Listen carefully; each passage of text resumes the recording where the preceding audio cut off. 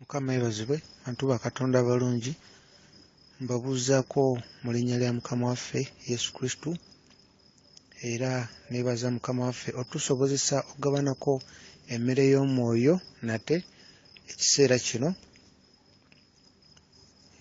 era nga nsaba Mukama tukulembere ne mu bubaka bwa leero. Nsuubira bujja kubaako gwe buyamba eyo enkolagana yo ne Katonda okweyongera n'okubeera nga oyongera era nange ali eno nga nnyongera okutambulira mu butuukirivu. Okutambulira mu butuukirivu kwe kugondera eddoboozi lya Mukama Katonda eryo eriri mu mutima gwo, n'obeerawo n'omanya nti Katonda ngamba kukola kino, Katonda ngamba kukola kiri. Enkolagana ne Katonda eyo gyetandikira, kumanya nti buli kiseera Mukama aba alina ky'aggamba mu mutima gwo.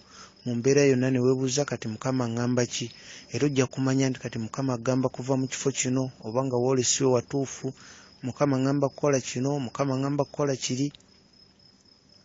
Oba osobola okumanya nti ddala ky'okola essaawa eyo kye kisaanidde mu maaso ga Katonda oba si kye kisaanidde. Kati gye tweyongera okwewa eddoboozi eryo eribeera mu mutima gwaffe, gye lyeyongera okujja n'okwoleka gye tuli, kati enkolagana ne Katonda eyo gyetandikira. Kati obutuukirivu kwe kugondera ekyo kye tumanyi nti kye kisaanidde mu maaso ga Katonda mu buli kimu kye tukola, naddala ebirowoozo bye tulowooza, kubanga Mukama ye atunuulira emitima gyaffe, asoma ebirowoozo by'omutima gwaffe. Kati ebyo ebirowoozo bye tulina okufuga, ne tutakkirizamu mulabe Sitaani kuleeta mu birowoozo bikyamu, kubanga ekintu ekikyamu ne bwe tukirowoozaako obulowooza tuba twonoonye maaso ga Katonda. Okukirowoozaako obulowooza, kati okufuga ebirowoozo byaffe ne mubeeramu ebyo ebisaanidde mu maaso ga Katonda, okwo kubeera kutambulira mu butuukirivu. Olwo tuba tugondera eddoboozi lya Katonda, era gye tweyongera odigondera nalyo lyeyongera ate okweyoleka gye tuli ne twongera ate oditegeerera ddala. Era ku bimu ku bintu bye njagala okwogerako kye kintu ky'okubeera nti twewala ebyo ebiggulawo enzigi ne biggulirawo mulabe olujja okuyingira mu mutima gwaffe okuleetamu ekibi. Omulabe akozesa nnyo ekintu ky'obusungu. Buli lwe tusunguwala ekintu kyonna ne kikunyiiza, n'obeera n'obusungu mu mutima gwo, ne weebeera eddakiika emu n'obeera n'obusungu obutikitiki, obwo obusungu buba buggulirawo mulabe Sitaani n'ayingira mu mutima gwaffe. Twewale obusungu. Ekintu kyonna kebeera ensiri n'ekuluma n'owulira ng'olina obusungu mu ggwe, ekyo kiba kibi mu maaso ga Katonda. Era omulabe Sitaani ekyo kimusanyusa nnyo, kuba bwe obusungu bw'obeera nabwo, essaawa eyo omuntu ayinza n'okukubuuza ekintu olw'okuba oli mu mbeera eyo ate n'omuddamu ekirala. Kati twewale buli lw'owulira obusungu nga buzze ku kintu kyonna, manya nti ekyo kyakulwanyisa kya mulabe. Mu nsi ey'omwoyo omulabe kasita abaako oba akasaale k'aweereza oludda lwo mu nsi ey'omwoyo, wano ku nsi gwe tolaba kasaale, oli owo alaba mu mwoyo ye alaba kasaale. Naye ate wano ku nsi gw'owulira kintu mbeera etali ya bulijjo ngeze gy'oli, oba ng'olina obusungu obutali bwa bulijjo, oba ate ng'olina gw'owulirako obujja, ekyo kiba kyakulwanyisa mu nsi ey'omwoyo. Sitaani kyaba akoosezza olwo ate atutwale mu kwonoona. Tulina okwewalira ddala obusungu. Buli lw'owulira obusungu nga buzze ku kintu kyonna, manya nti ekyo kyakulwanyisa kya mulabe, ayingire mu bulabe bwo, ayingire manya mu bulamu bwo. Oli nawabeera mukyala wa Katonda oba musajja wa Katonda, Sitaani bw'aba alina kyayagala omukola, asooka n'abaako ekintu ky'anoonya ekinaamuggulirawo oluggi okuyingira mu mutima. Kati Sitaani aba anoonya ekibi ekinaamuggulirawo oluggi ayingire mu mutima, olwo akulwanyise. Kati alinda ekintu kyonna, kati ayinza okusindikira abantu abanaakuleetera obusungu. Kati olina okuba nga kwegamba otambulira mu Mukama, oli ne bwagezaako okkunyiiza mu ngeri yonna, oli n'awagezaako okukola ebitali bituufu, oba kisoboka ng'omuviira, oba kisoboka ggwe ng'ovaawo ng'odda ebbali ng'odda wekka ng'osaba, oba olaba kwegatuufu okula nga twewalira ddala obusungu. Obusungu kintu omulabe Sitaani ayagala nnyo kikozesa, tulina okukyewala. Oli ne wajja n'akugamba ddala ebintu ebyagala okkunyiiza, manya nti omulabe Sitaani anoonya waayingirira munda mu ggwe mu mutima gwo, akulwanyise, abeeko kyabba abeeko kyatta oba abeeko kyazikiriza. Ekyo tulina okukimanya, era tulina n'okukimanya nti abo abeewaayo okubeera abalabe baffe ffe tulina bakwasa Mukama, tulina basabira mirembe, tulina basabira buwangaazi, tulina okubasabira badde eri Mukama. Abo abatannaba kukkiriza Yesu Kristo tubasabire Mukama abakolere ekkubo bajje gy'ali, emyoyo gyabwe nagyo gisobole okulokolebwa, gisobole okugenda mu ggulu ku lunaku olwo olusembayo, gisobole nabo okugenda mu ggulu okweyagala, kubanga balina okusonyiyibwa. Naffe twasonyiyibwa era naffe tusonyiyibwa era twetaaga okusonyiyibwa. Era tulina n'okukimanya nti omulabe Sitaani tatiira ddala ddiini. Omuntu n'oba ng'olina eddiini yenkana etya, nga ne Bayibuli egisoma buli lunaku, omulabe ekyo takitiira ddala.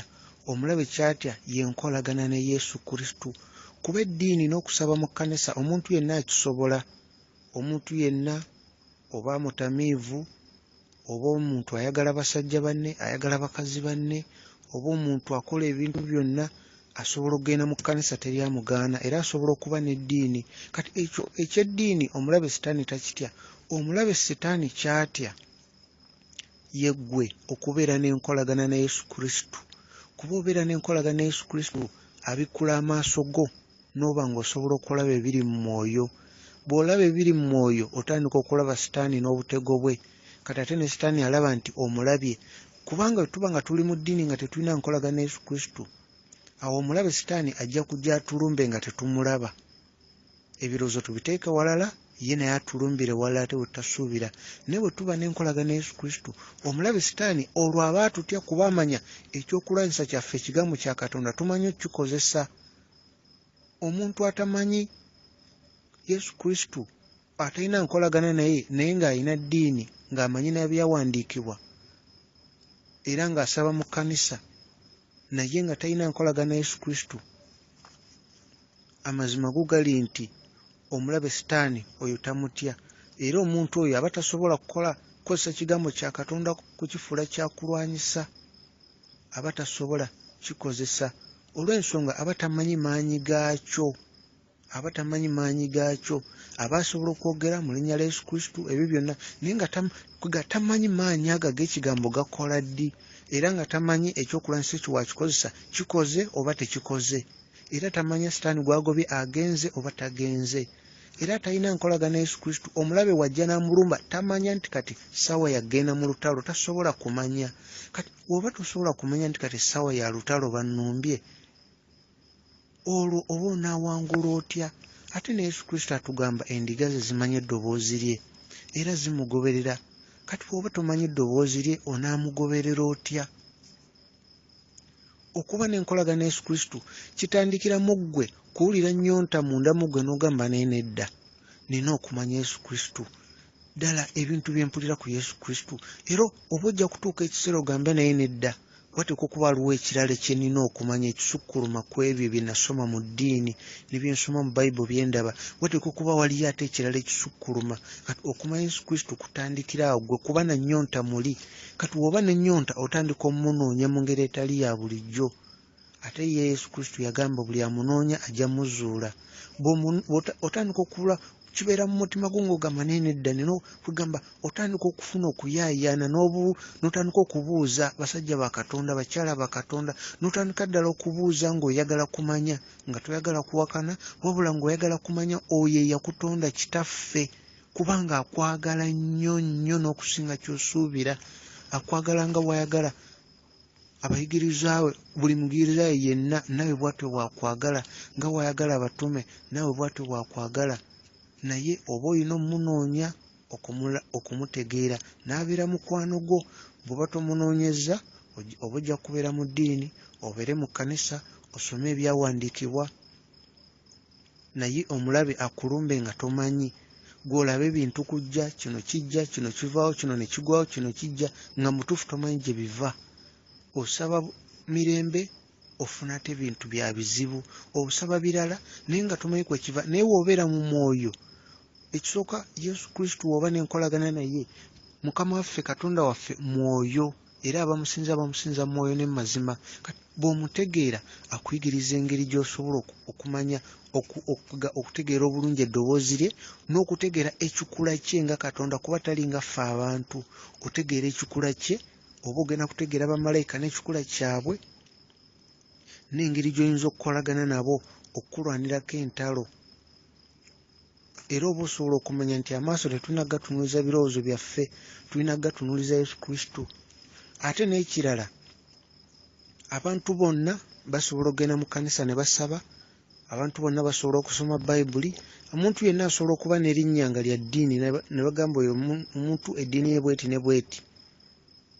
Naye oyo yekka mu mwoyo Sitaani gwatasobola kukwatako, gwe batasobola kuloga, gwe batasobola kukola kintu kyonna, oyo atatya kaabe nga bakosa amaanyi kyaga Sitaani oba ba Illuminati oba ani.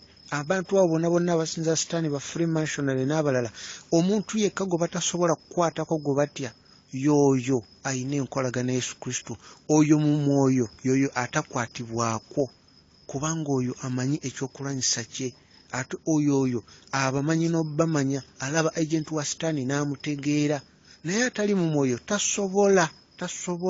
Ye oli owa Sitaani wamulaba ategeera nti oyo aweereza Yesu Kristo, naye alabika tannaba kumanya oba aliko okuyitibwa oba alina obuweereza bwonna.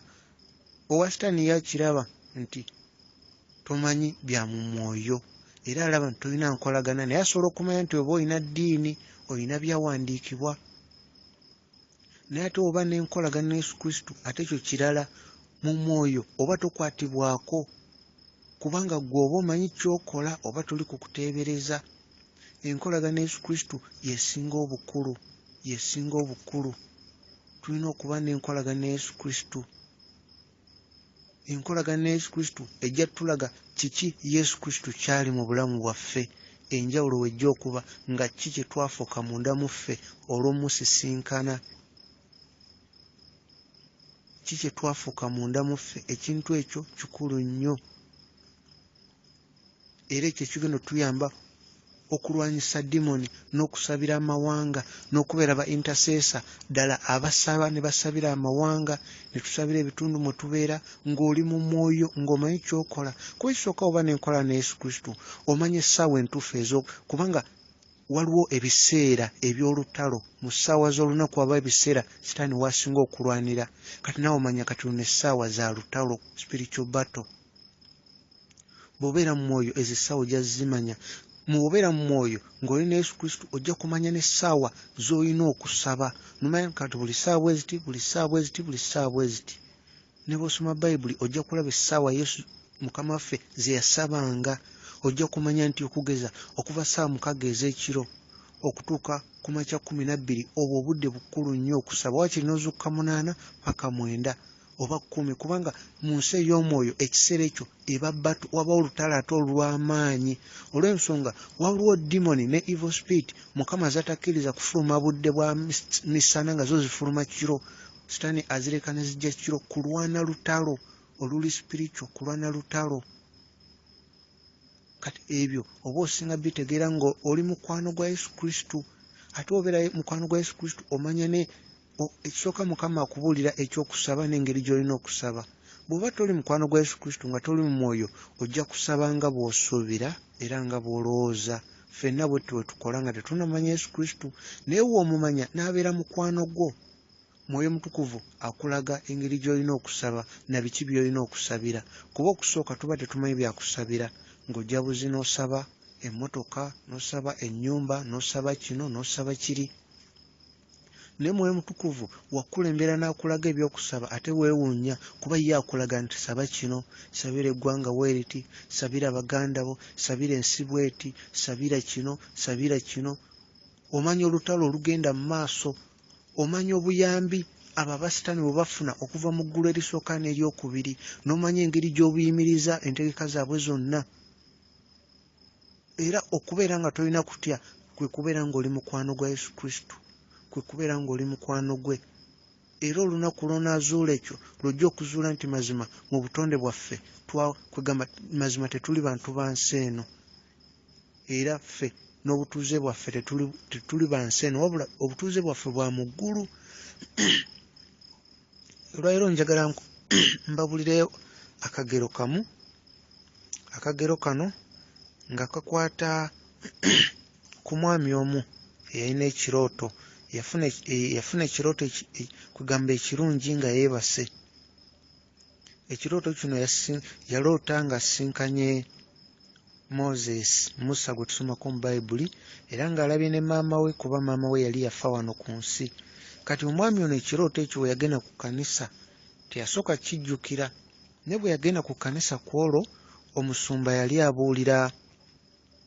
Bwe yagenda ku kkanisa kwolwo omusumba yali abuulira, kwegamba omusumba yali alina kyabuulira ku Musa, ng'ayogera ku Musa n'amateeka, ekintu bwe kityo. Era omusumba n'abuulirako ne ku Matayo 17 olunyiriri olusooka paka ku lw'omunaana, ng'ayogera ku Mukama waffe Yesu Kristo bwe yagenda waggulu ku lusozi ne Peetero ne John ne James, era effeesi ya Mukama waffe Yesu Kristo n'eyakaayakana n'olugoye lwe yalimu ne lwakanga ekimyanso, era n'alabikirwa Moses ne Elijah, n'ekire ne kibabikka. Mukama Katonda kitaffe n'ayogera nti ono ye mwana wange gwe njagala ennyo. Omusumba bwe yamala okubuulira ebintu ebyo, omwami ono yali aloose ekirooto. N'ajja omusumba ng'amaze okubuulira n'amugamba, musumba, nafunye ekirooto, naye mu kirooto kyabadde ng'ekirooto ekyaddala nga kiringa ekitali kirooto, nga ndaba buli kimu, ng'eddoboozi ndiwulira, nga n'omuntu gwe njogera mulaba ng'era mukwata nako, nga nange ndabira ddala si kirooto, nga njawula ekirooto n'ekitali kirooto. Era omwami n'abuulira omusumba ono nti era okumanya kyabadde kyaddala nabadde ndi mu kwebuuza, naye kino kirooto oba si kirooto, ng'alabira ddala kyaddala. Era omwami n'amugamba nti n'essaawa zino ke njogera naye musumba, buli kimu ekyagenze mu maaso nkijjukira nga kiringa ekitabadde kirooto, ninga eyabadde agenzeeyo eyo gye nabadde ndaba mu kirooto. Omusumba n'amugamba, tekina buzibu, tufune we tutuula osooke ompitire mu kirooto ekyo, ate nange nnyinza okubaamu n'ekyokuyiga. Era omwami n'atandikawo ati, n'amugamba nti maama wange yafa emyaka giwezeeko, naye mu kirooto namulabye. N'amugamba kati mu kirooto kino naloose nga ndaba maama wange eyafa ng'ali ne Musa, era olwalabye Musa nategereddewo nti yeye. Era maama wange nannyaniriza bulungi nnyo, ne bannyaniriza, n'ankwata mu ngalo n'ambuuzaako, era nannyanjulira Musa n'ambuulira ono Musa, era n'abuulira ne Musa ono mwana wange omulenzi. Era Musa nannyaniriza bulungi nnyo, ng'alina okwagala, nga mukakkamu, ng'alina obuntubulamu, ng'alina ekisa eky'enjawulo. Era we namulabye ne ndaba okwagala, nga mpulira okwagala kunnyambadde, ng'alinga omuntu gwe mmanyi era omuntu anjagala ennyo. Era we namulabye okutya kwonna kwonna kwonna ne kunzigwamu, ebyo nabadde ndowooza mbu oba ndoota oba biki byonna ne binzigwamu, nga mpulira nninga omwana omuto. Era ekisa ekyabadde mu ddoboozi ye ng'ayogera n'amaaso ge, ne mpulira nga nina okuyaayaana okgenda nga njagala omutwe gwange nguteeke kumpi naye, nga omanyi omwana omuto wabeera kumpi ne muzadde we, nga njagala omutwe gwange nguteeke kumpi naye, ng'ayina ekisa, nga mpulira nina okwagala, nga mpulira okwagala kunnyambadde nzenna, nga mpulira kugamba, nga mpulira Musa andaze okwagala okw'amaanyi ennyo. Era ne ntandika n'okukaaba amaziga nga ndaba banjagadde nnyo nnyo kye mbadde sisuubira. Era nakirabye nti kino kiri mu butonde bwe, naye ekyanneewunyisizza, Musa nga talabika ng'omuntu omukadde gw'oyinza ogamba yali ku nsi emyaka 120, naye nga talina wadde okwefunyaafunya mu ffeesi kwonna, nga tolina wolabiramu oba mukadde, wabula ng'alinga omwana omuto omuvubuka ow'emyaka 2. Ekintu kyokka ky'olabirako nti oba mukadde nga olabira ku kirevu nga kyeru nnyo, enviiri ez'oku mutwe zonna nga zonna njeru nnyo, naye nga mu ffeesi nga mwana muto muto omuvubuka, naye nga muwanvu ddala, nga muwanvu ddala okusinga obuwanvu bwaffe obwa bulijjo bwe tumanyi ng'asingako katono, ng'era mu kikula kye olaba nti musajja wa kiwago ddala, ng'olaba mu kikula kye olaba nti ddala musajja wa kiwago ddala, naye nga engoye ze nga zitukulira ddala nga ziringa omuzira, engoye ze nga zitukula ziringa omuzira, ng'era yabadde ayimiridde bulungi nnyo mu kitiibwa n'obukkakkamu n'okwagala, era mazima omwoyo gwange gwamwagadde nnyo omulundi gwennyini olwamulabye. Era Moses n'agamba maama wange nti agende ku geeti alabe waliwo abaana bato abaakatuuka mu ggulu, agende abayambeko mu kutegeera okumanya obwakabaka bwa Katonda n'engeri ez'obwakabaka bwa Katonda. Twabadde kumpi nnyo mu kirooto, twabadde kumpi nnyo ne geeti nga tubawulira abaana nga bayimba ennyimba ez'okutenda n'ez'okusinza mu maloboozi amalungi, mu maloboozi amawoomerevu agalinga ag'abamalayika, ng'amaloboozi mangi, nga oba babadde bayimbiramu ne bamalayika ng'amaloboozi mangi nnyo nnyo nnyo. Era maama wange n'agamba nti musanyufu nnyo, agende atwale obudde abeereko n'abaana abo, abeeko kyababuulira. Era maama wange n'agamba Musa n'agamba Moses nti omwana wange ono yali yagadde okwogerako naawe, engeri gye yakatuuka mu kibuga kino yali yagadde okwogerako naawe obeeko by'ombuulira. Moses n'addamu n'agamba nti nange nja kubeera musanyufu nnyo okukolera ddala ekyo. Era maama wange n'agamba nja balaba ngende ndabe abaana njogereko nabo mbabuulire ku birungi ebiri mu bwakabaka bwa Katonda. Era mu kirooto Moses n'aŋŋamba nti oli wa mukisa nnyo okubeera ne maama wo omulungi bw'atyo ku nsi. Yakozesebwa nnyo mu bwakabaka bwa Katonda okutambuza ekigambo kya Katonda n'okunnyonnyola abalala ebikwata ku bikusike n'ebyama n'okubikkulirwa kw'obwakabaka bwa Katonda. Era Moses n'aŋŋamba nti mazima ndaba mwana wange olina ebibuuzo bingi eby'okumbuuza.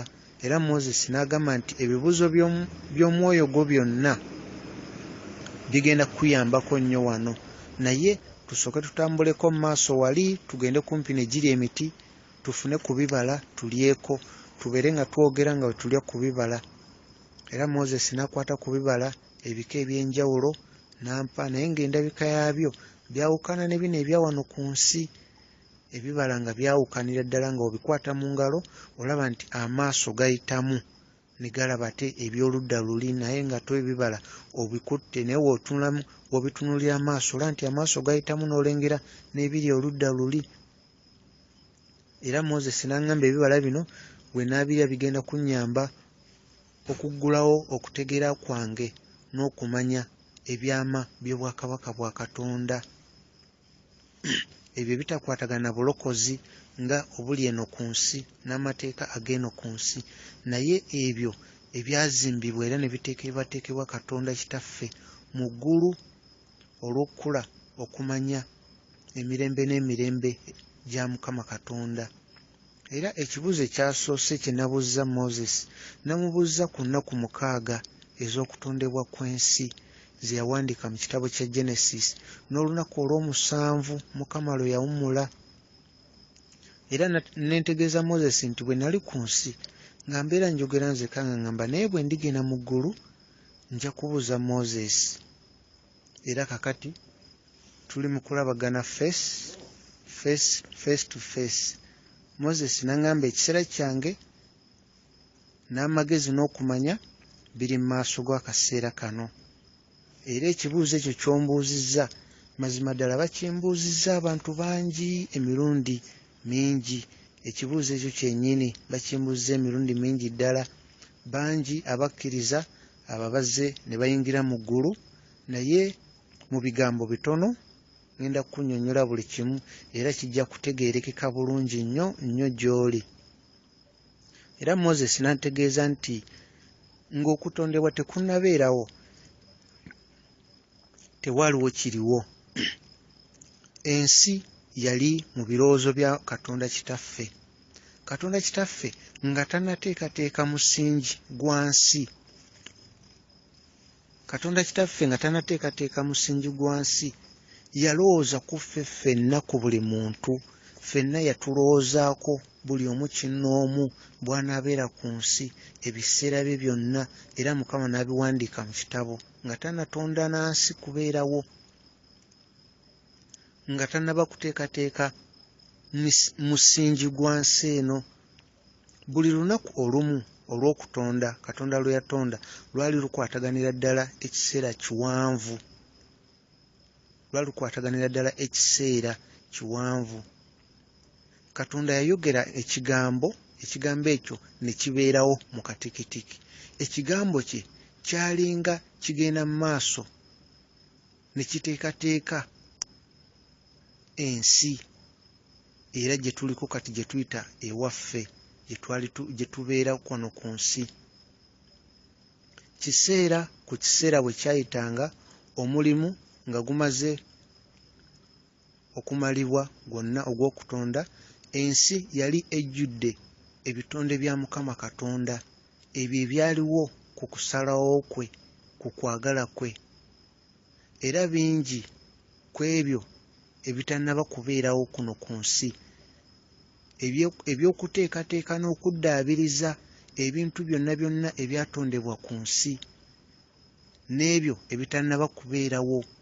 Katonda ajja kunyeenyanyeenya ensi yonna n'amayanja. Katonda ajja kuzza buggya ensi okuva w'etandikira paka gy'ekoma. Ensi ejja kuddamu ebumbibwe mu bujjuvu. Eddoboozi lye lijja kunyeenyanyeenya ensi nga bw'etanyeenyezebwangako ekiseera kyonna. Katonda ajja kujja anyeenye era addaabirize era addemu abumbe. Ensi agiteeketeekere ekkanisa, omugole we. Ku mbaga eyo, ku kijjulo eky'obugole ekyo kinaatera okubeerawo, jjukira ekigambo kye ekyawandiikibwa. Mukama ajja kunyeenyanyeenya ensi n'eggulu. Ajja kunyeenyanyeenya ensi,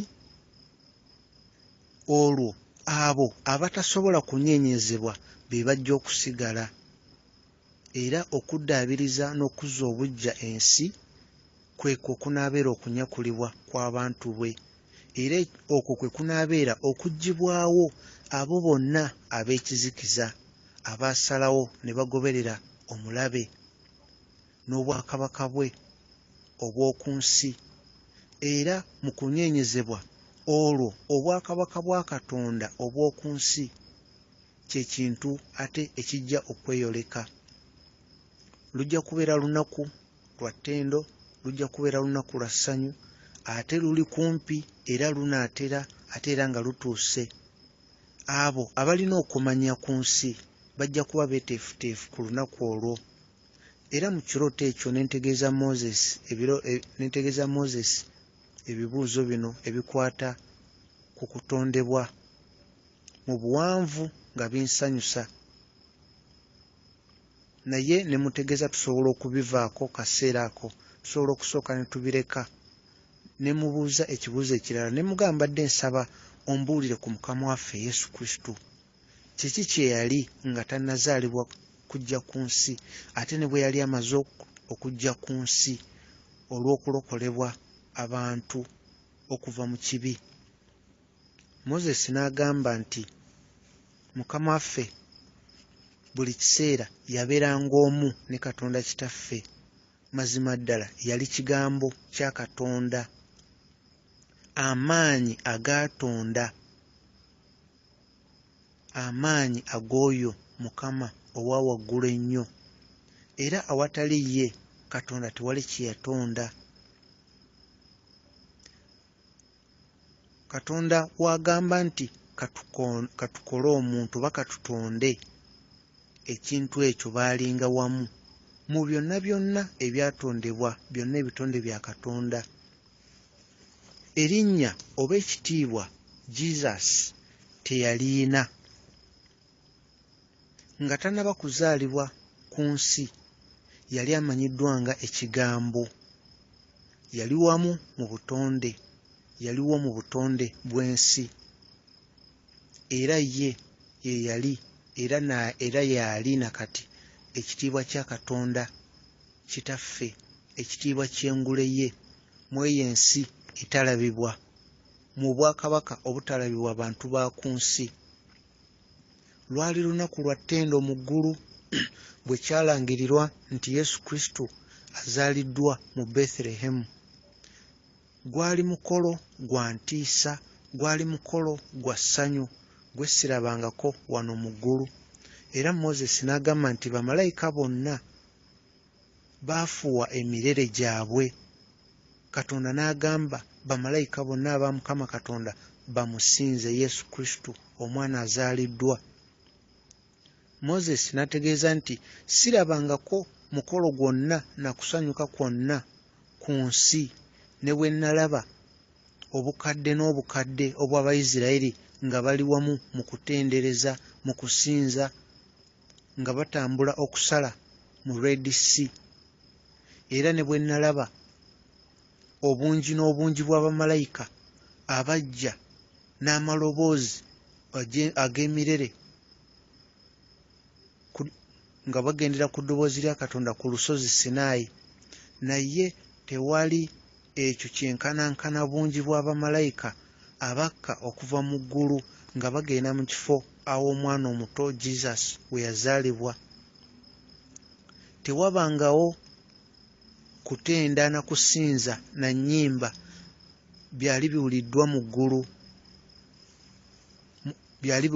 mu ggulu wonna okuva ku olwo olunaku bamalayika lwe bakka okujja mu kifo ekyawazaalibwa Mukama waffe Yesu Kristo. Essanyu n'okutenda ebyali mu ggulu siddangamu kubirabako, siddangamu kulaba byefaananyiriza byaliwo ku olwo olunaku. Ate bamalayika tebaali bokka mu kutenda okwo kwonna. Ffenna mu ggulu twajja nabo, era ffenna mu ggulu twafunanga amawulire. Bamalayika bajjanga ku nsi nga ne beetooloola ekifo omwana we yali, omwana omuto Yesu Kristo, era bajjanga mu ggulu ne batuleetera amawulire, ne batubuulira buli kimu ekigenda mu maaso eno ku nsi.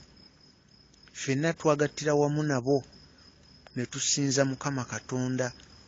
Gwali mukolo gwa maanyi, kwali kujaganya kwa maanyi, olw'ensonga buli omu yali yeesunga okumala ebbanga ddene, okumala emirembe n'emirembe egyayita nga twesunga okujja kw'omulokozi. Era ne ntegeeza Moses ne mugamba neebaza Katonda olw'okuzaalibwa kwa Mukama waffe Yesu Kristo, kubanga era nzijukira mu kyawandiikibwa ekikwatagana ku kuzaalibwa mu 1 Peter chapter 1 verse 10 okutuuka ku verse 12. Bannabbi ba Katonda we baalangirira ne bawa obunnabbi nga balangirira omulokozi ajja okuzaalibwa, ekisa ekinaabeera ku ye, era nga mu byawandiikibwa balaga nti baanoonyereza n'obukkakkamu n'okwegendereza nga bagezaako okuzuula ekiseera kyennyini n'embeera ezinaabeerawo. Mwoyo eyabaliko bannabbi, mwoyo wa Kristo eyabaliko, ekifo kye yasongangako ekyalangirirwa awagenda okubeera okubonaabona n'okukomerebwa okwoyo Mukama waffe n'ekitiibwa kyonna ekinaagoberera. Era Moses n'agamba nti wali mutuufu mwana wange, wali mutuufu.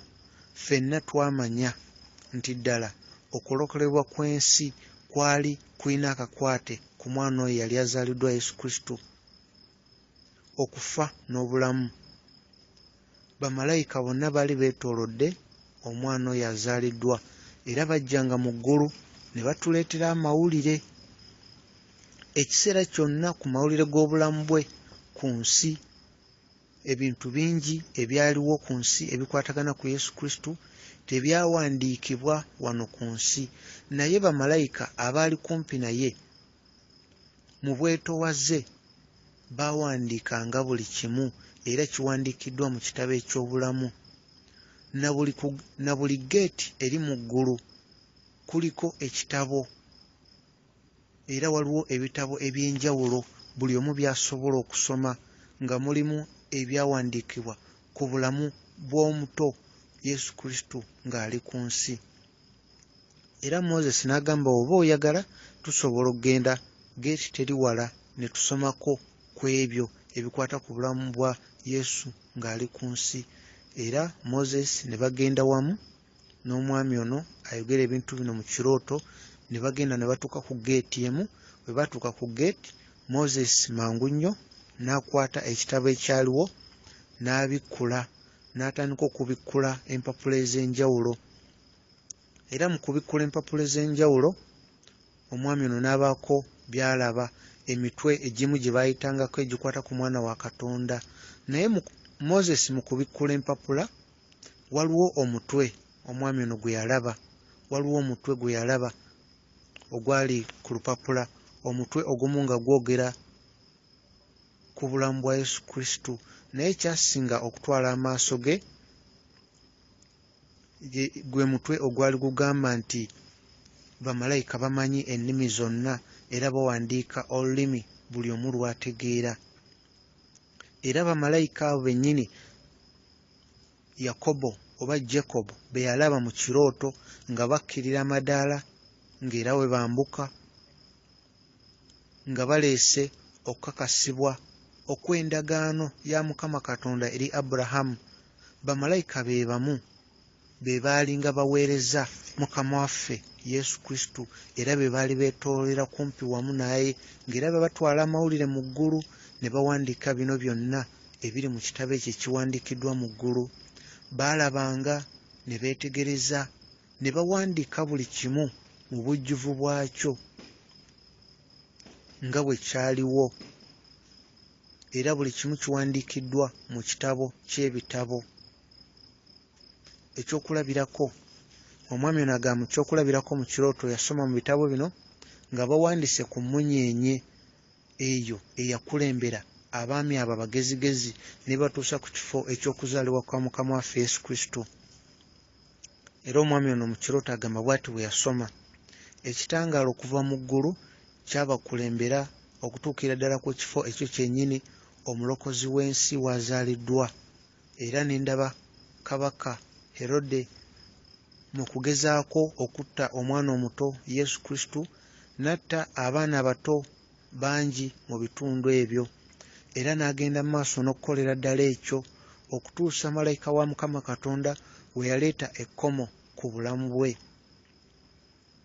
Era Moses ng'abikkula empapula ez'ekitabo kino eky'obulamu, ekitabo kino ekyali ku geeti.